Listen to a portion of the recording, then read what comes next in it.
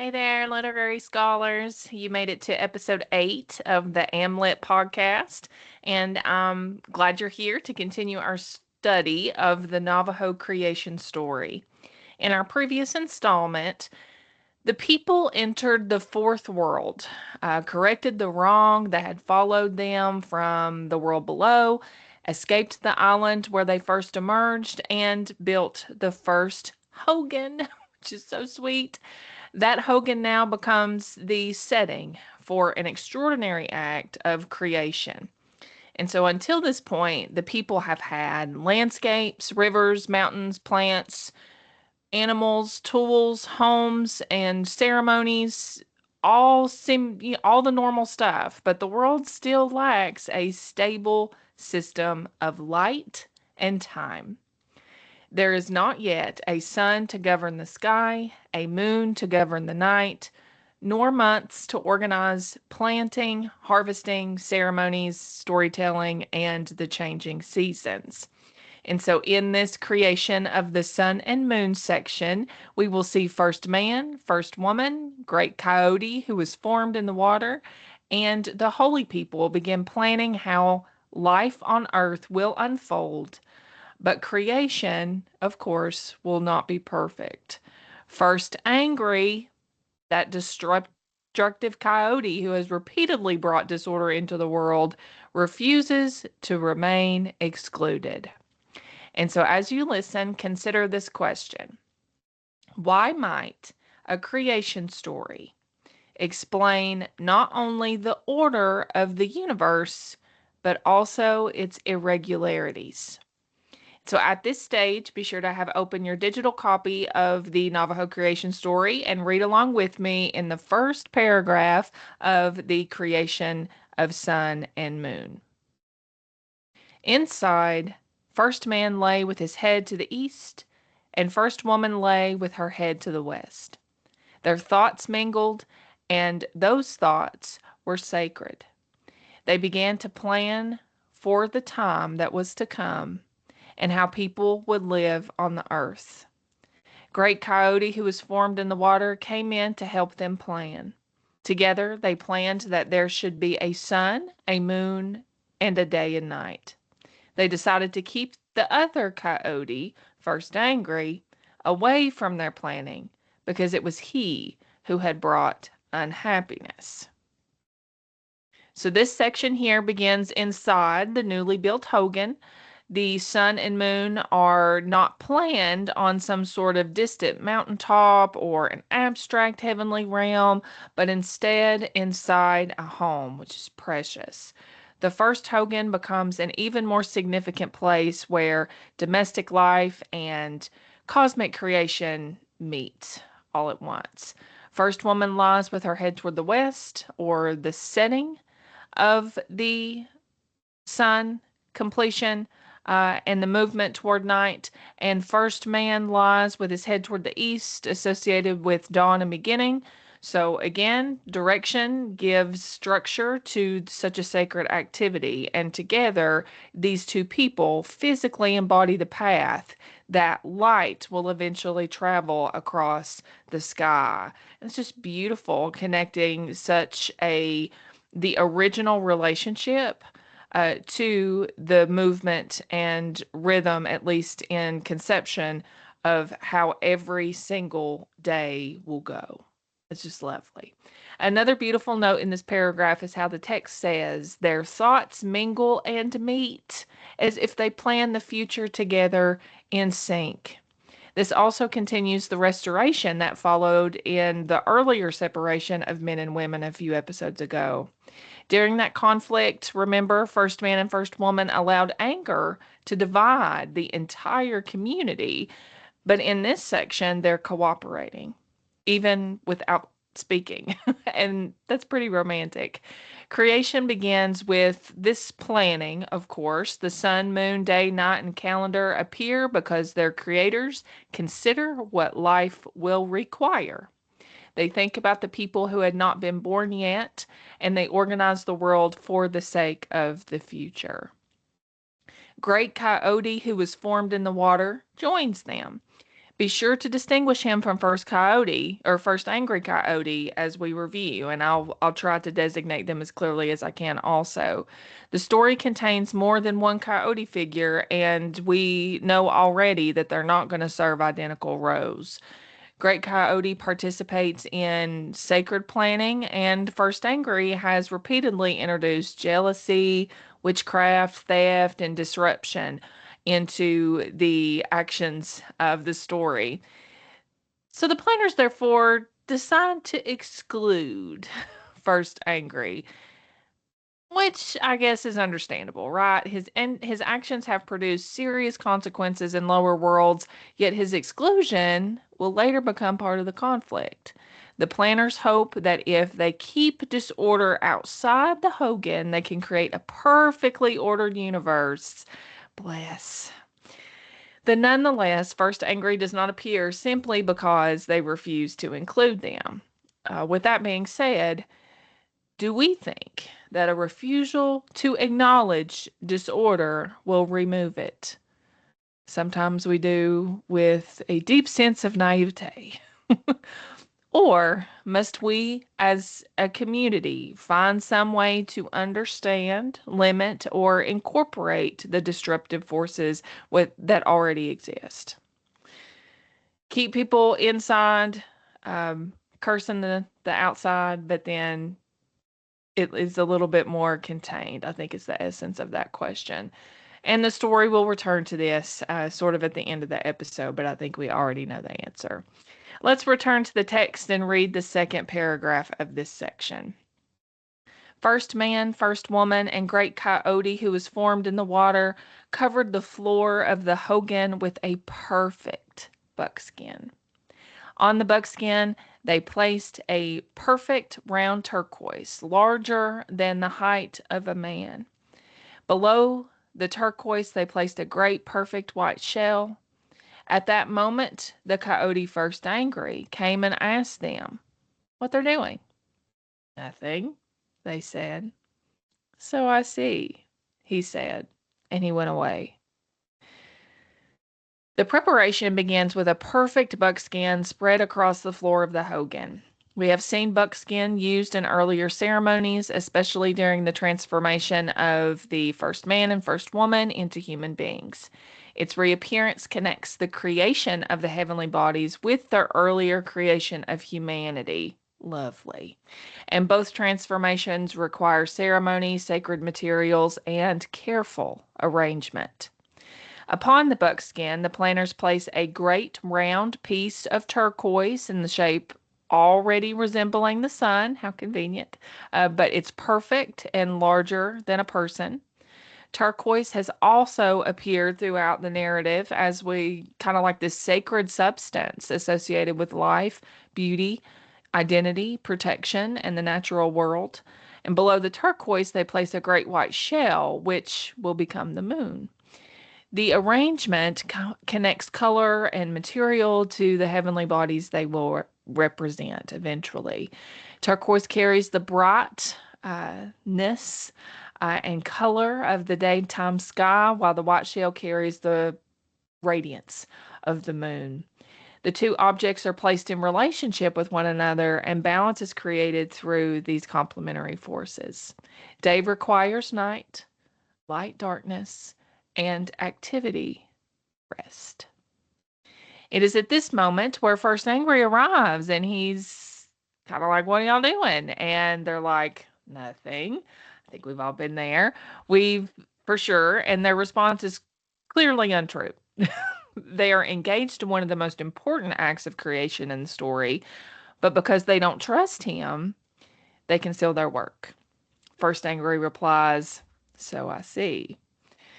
Perhaps he pretends to believe them or recognizes the lie immediately or is just being sarcastic.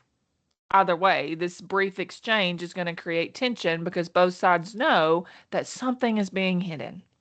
The planners may believe, since they refuse to explain it, the planners have protected their work, but that secrecy is igniting First Angry's resentment.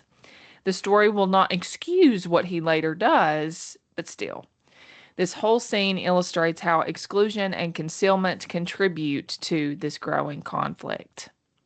Now let's look at the text in the third paragraph. First man went looking for the fire god. First man found him in a place where there was fire underneath the earth and called to him. He returned to the first hogan with first man. First man and first woman also summoned the other three holy people, water sprinkler, house god, and talking god. Together, they told Turquoise Boy and Whiteshell Girl that they were creating the sun and the moon. They asked Turquoise Boy if he would become the sun, and they asked Whiteshell Girl if she would become the moon. Again, the coyote named First Angry came by and asked them what they were doing. Nothing, they said. So I see, he said, and he went away.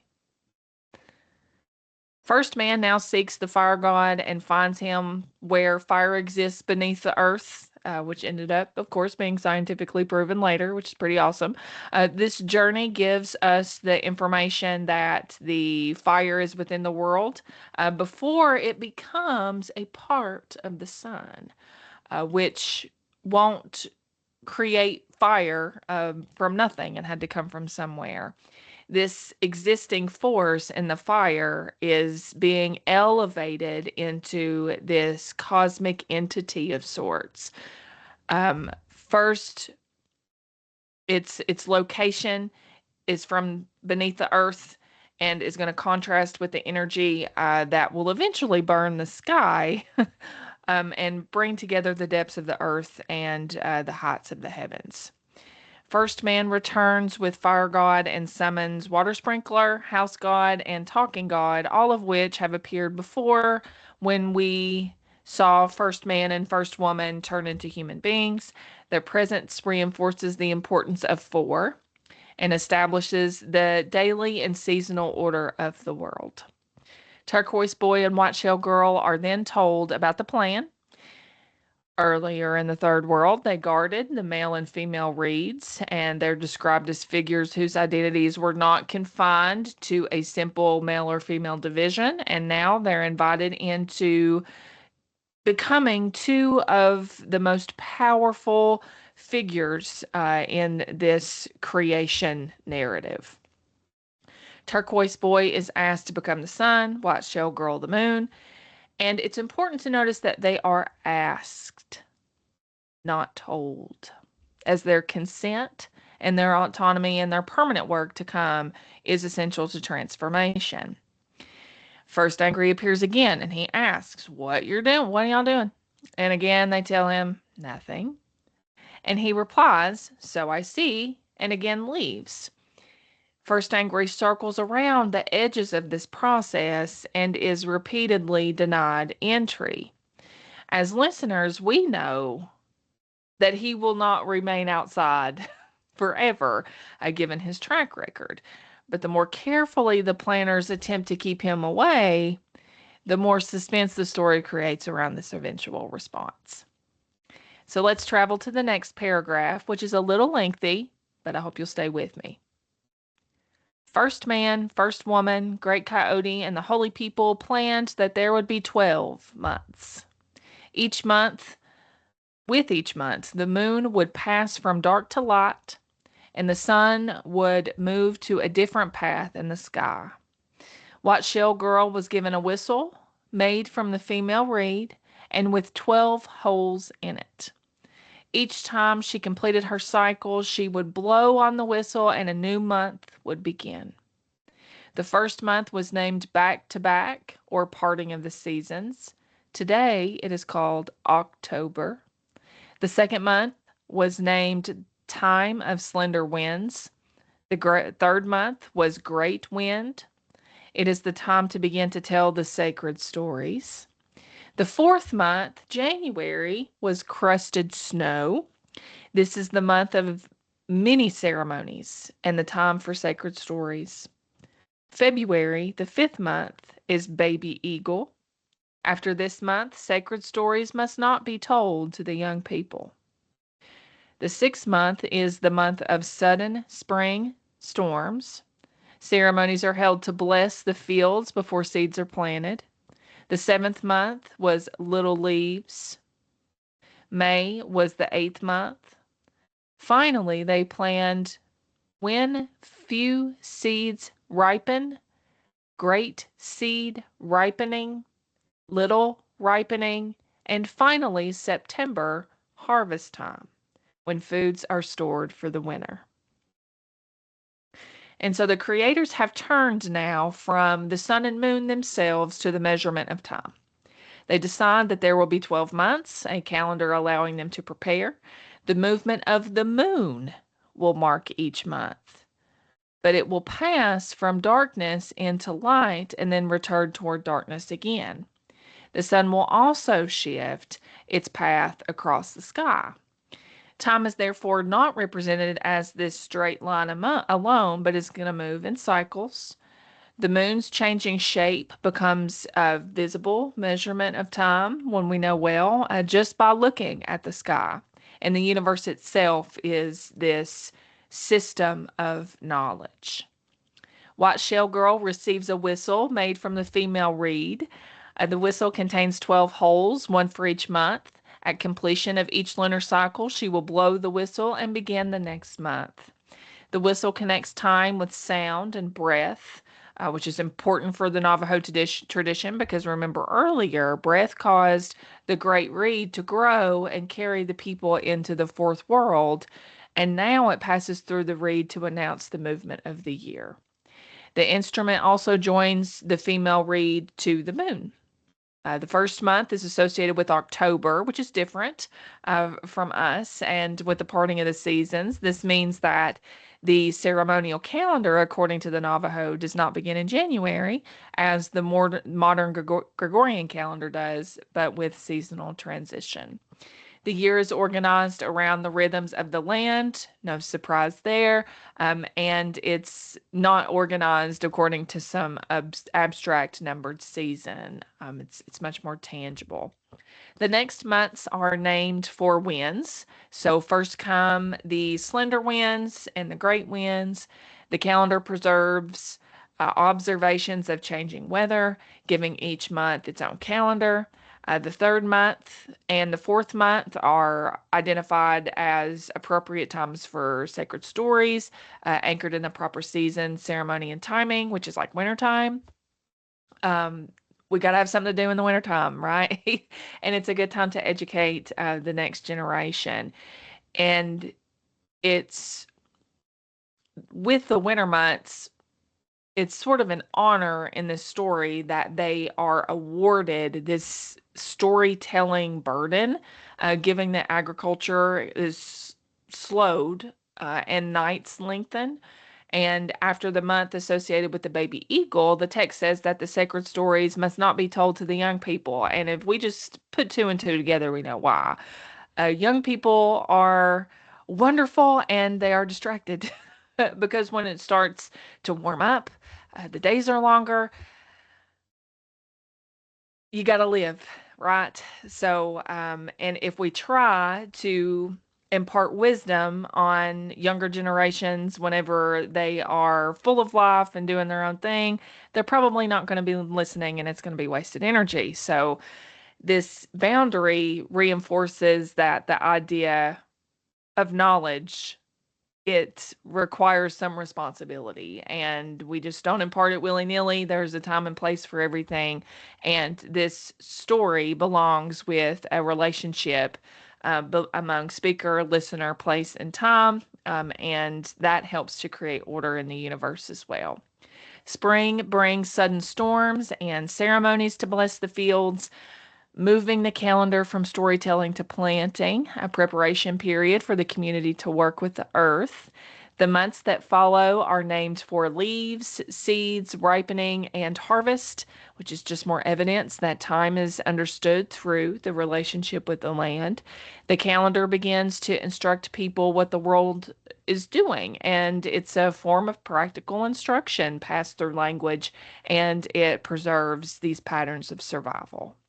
This is pretty lovely. And that was a lot of content in one paragraph, but I think we naturally would compare to the rhythms of our lives now and find some appreciation of the genuine connection that the Navajo had with the land, so much so that they would organize their lives according to it. So let's move to the next bit of the story in your copy of the Navajo tradition. Again, the coyote named First Angry came by and asked what they're doing. Nothing, they said. So I see, he said, and went away. Fire God used his fire to heat the turquoise on the buckskin until it became red hot. Then they asked Turquoise Boy to enter the glowing turquoise.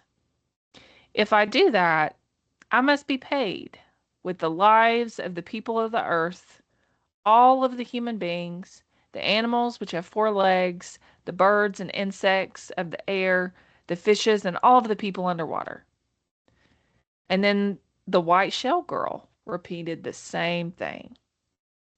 First man, first woman, great coyote, and the holy people all agreed. Then Turquoise Boy entered the glowing turquoise. First man used his crystal to heat the white shell, and white shell girl entered the white shell. 4 circles were made around the inside of the hogan to complete the ceremony. In this way, Turquoise Boy became the sun, or the one who rules the day, and White Shell Girl became the moon, the one who rules the night. The east wind asked to carry the newly formed sun to his land so that it could begin its journey there. In this section, we see a repeated conversation again of First Angry in the group where he asks what's happening, they say nothing, and then he says, so I see. Next, Fire God heats the turquoise until it glows red, heating until it can receive Turquoise Boy. But before entering it, Turquoise Boy names a price. He said that he must be paid with the lives of all her earthly beings, and he lists them. White Shell Girl makes the same demand, insinuating to us that light and life require a cost. One way to understand this is that the sun and moon establish time, and time makes mortality visible. Once there are days, nights, months, seasons, and years, life can now be measured. Birth moves toward growth, age, passing seasons, and eventually death. The sun sustains life, but its daily movement also marks the passing of every life. The moon governs cycles, but each completed cycle reminds the world that time is moving. The demand here also expresses this reciprocity. Turquoise Boy and White Shell Girl surrender their earlier identities to become permanent cosmic beings, and they accept this endless responsibility for lighting and governing the world. In return, the lives of earthly beings will eventually return to the larger order of creation. The planners agree, making mortality a part of the structure of life, and a world with time will also be a world with endings. Turquoise Boy then enters the glowing turquoise. First man uses his crystal to heat the white shell, and White Shell Girl enters it.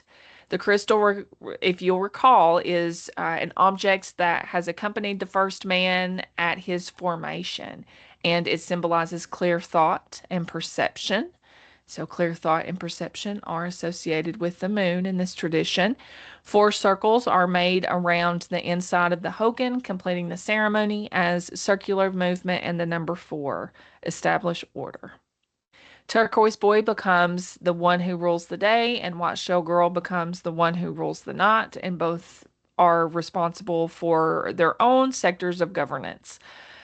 The east wind then asked to carry the sun to the east so that its journey may begin there, which establishes the direction of the sunrise. And once again, wind is acting as a carrier of life.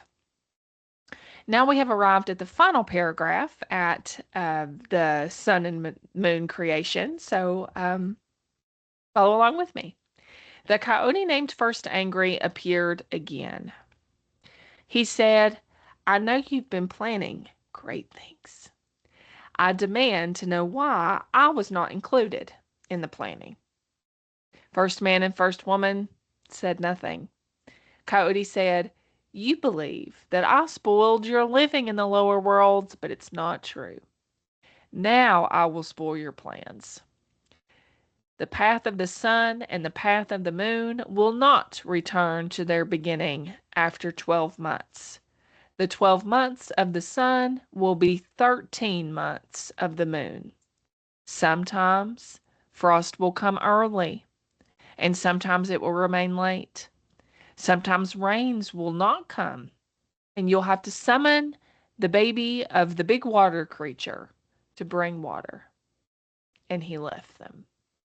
So this is a serious FAFO sort of event. So he returns for a final time and he's just had it. He knows that the others have been planning something significant without him, and he demands directly to know why he has been excluded. And first man and first woman really don't have an answer, or they don't say anything to him, but it's because they blame him for the unhappiness of the lower world. I mean, First Angry is right that he knows why that they have excluded him, but he refuses their interpretations of his actions and announces that he's like, well, if you think I spoiled it before, hold on, I'm about to. And he reaffirms why the others did not trust him to be a part of this new development to begin with. First Angry chooses disruption, but the story shows that his exclusion has intensified his desire to interfere. Have we ever heard the phrase, keep your friends close, but your enemies closer?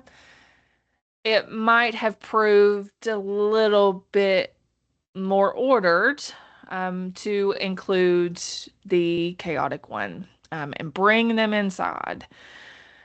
And then First Angry declares that the paths of the sun and moon will not align perfectly after 12 months. So the solar year has 12, but the lunar year is going to have 13. And as we know, the cycles of the moon and the sun don't fit with one another, and we have a calendar based on the sun and a calendar based on the moon, and they have different rhythms, and it makes the universe disorderly and irregular, and it's not predictable. Totally. He also declares that frost will sometimes arrive early, which just sucks. And sometimes it's going to remain a little bit late. And sometimes rain is just not going to come. And I think the most savage thing that he says in that last paragraph is that he's basically like, if the water doesn't come, then you're just going to have to go hang out with Big Water Creature and get the baby of the water creature to come get you water. So you don't want my help, but you can go ask for their help. That, I don't know, last spicy thing to say.